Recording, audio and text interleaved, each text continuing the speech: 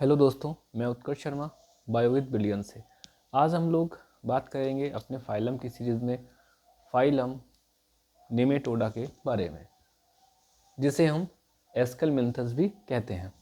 Phylum Nematoda के जो organism होते हैं उनको हम कॉमन लैंग्वेज में या उनका एक कॉमन नाम राउंड वर्म भी होता है, क्योंकि इनकी जो बॉडी है वो राउंड होती है, गोल होती है। देखते हैं इनके क्या क्या कैरेक्टरिस्टिक फीचर हैं।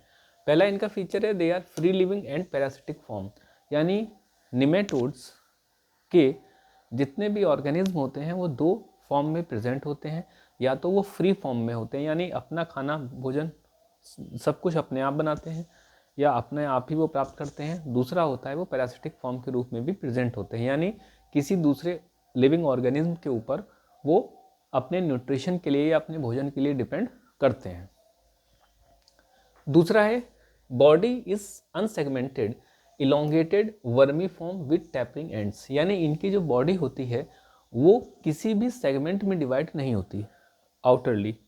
और ये कैसे होते हैं? इलोंगेटेड यानी लंबे होते हैं, साथ ही वर्मी फॉर्म जैसे कि वर्म या कृमि होते हैं वो उस शेप में होते हैं, और उनके जो एंड होते हैं वो टैपर यानी कि नुकीले होते हैं, टैपरिंग होते हैं। नेक्स्ट है body organisation is organ level, इनकी बॉडी का जो ऑर्गेनाइजेशन है वो ऑर्गन लेवल होता है, यानी यहाँ पर बहुत सारे टिश्यू मिलकर के ऑर्गन बनाते हैं जो कि एक किसी स्पेसिफिक फंक्शन के लिए रिस्पॉन्सिबल होता है। अब हम बात करते हैं बॉडी इज ट्रिप्लोब्लास्टिक। तो हम देख रहे हैं पीछे से काफ़ी सारे फाइलम जो हैं वो ट्रिप्लोब्लास्टिक हमारे हो चुके हैं, यानी कि इनमें एक्टोडर्म भी है, एंडोडर्म भी है और मेसोडर्म भी वेल डेवलप प्रेजेंट है। अब हम बात करते हैं सिमेट्री की। तो इनकी सिमेट्री कैसी है? बाइलेटरल है, यानी किसी भी एक प्लेन से उसको कट करने पर वो दो इक्वल हाफ में डिवाइड हो जाती है। स्यूडो सील बॉडी कैविटी है, यानी इनकी जो बॉडी कैविटी है वो अभी पूरी तरीके से ट्रू सीलोमट नहीं है, यानी उसमें पूरी सीलोम प्रेजेंट ना होकर के क्या है वो बहुत कम मात्रा में या अनडेवलप्ड सीलोम प्रेजेंट है। फिर नेक्स्ट है thick tough and shiny cuticle present, इनकी बॉडी के ऊपर बहुत ही मोटी शाइनी चमकने वाली क्यूटिकल प्रेजेंट होती है। क्यों? क्योंकि निमेटोड्स के जो पैरासिटिक फॉर्म होते हैं वो किसी भी होस्ट के इंटरनल बॉडी में होंगे, यानी ज़्यादातर एंडोपैरासाइटिक फॉर्म में होंगे।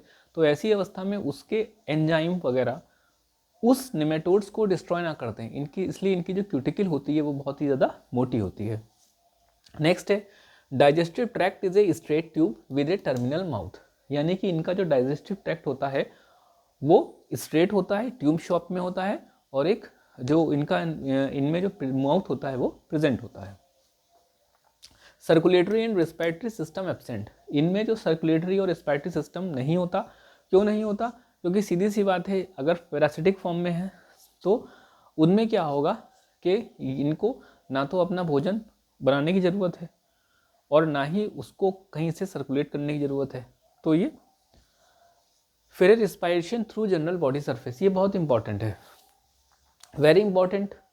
जो इनका पॉइंट है वो ये है कि एक्सक्रीशन फॉर एक्सक्रीशन रीनेट सेल और एच सेल प्रेजेंट, ये बहुत इंपॉर्टेंट है। टीजीटी पीजीटी और यूपी में वगैरह में या अदर एग्जाम्स में पूछा जाता है कि जो निमेटोड्स होते हैं उनमें एक्सक्रीशन के लिए कौन सी सेल प्रेजेंट होती हैं।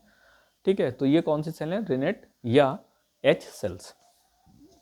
फिर ये भी इंपॉर्टेंट है, इनमें नर्वस सिस्टम होता है और नर्वस सिस्टम नर्व रिंग के फॉर्म में और नर्व कॉर्ड के रूप में प्रेजेंट होता है। बहुत इंपॉर्टेंट ये पॉइंट है। फिर sense organ in the form of, sense organ भी प्रेजेंट है जो पेपिला और एम्फिड्स के फॉर्म में प्रेजेंट होता है।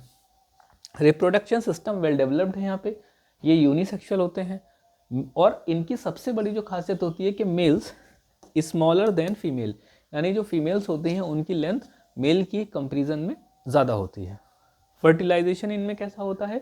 बॉडी के अंदर ही होता है, इसलिए इसे इंटरनल फर्टिलाइजेशन बोलते हैं।